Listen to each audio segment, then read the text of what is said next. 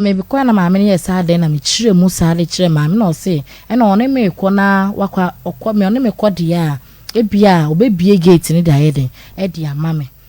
ti maame ne ye ko na maame ne nya akọ asem ko ma odi na ewa na mka asem a we de mesrew me jaba ketua ofi nti me penentem amako ti me sa akọ ye mbo mu 1 2 afedo bie ye no so krasi ni ba be peden wa ha ana me se bi da maama ne ntokwa nyampa ekyina mako ko try exams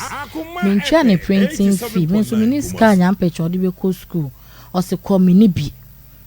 o se ko na me sa choko wo se me nkowu niska nti na omo no aduane o rice ka me esi kwan na no honom ti me tu mani a me hu emo no eguma e tu mpampan na me tu mani na me se hu ge no na me se anti wa na wa se di na chi san so di na ba ha no se nti won hwe ne mana o di ne sika ma wudie ne nti eye ma wo ge ne de wa mie na no ankasa o ti hodin ti boy na ye se ko wo be peden wa se krasi ni ba wo be peden wa ha no se na me se me nko nti unya sika ma wo se me ni bi ti mbusa ne to aso 3 times o se ko me ni bi ba bia pa bia fa me ko na me se sa ti me nso na abufuo ba me mu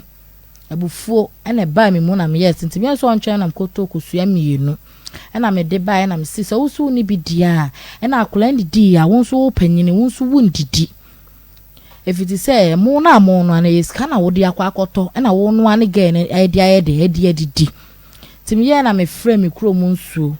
na me ka se so wonim na wo yiska ma oba abla wo baba wo sika mba se akora no emfa nto aduane ndi ana wo yiska de ma bema e wa abra wo baba ma wo sika mba se akora ne emfa nto aduane ndi ana wa wo mu nso yiska obotoma se wo ni bidia ene wo ndidi na ma nso adidi wa wo mu nso yiska obotom de to aduane di a na me di me kro mu nso no ebo ni dua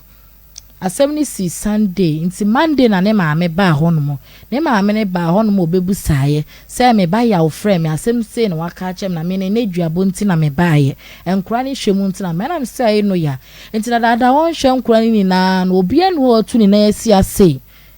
edua na nti na wo baaye ti asem maame ne beka se edua no me de den na ebo edua na me se ko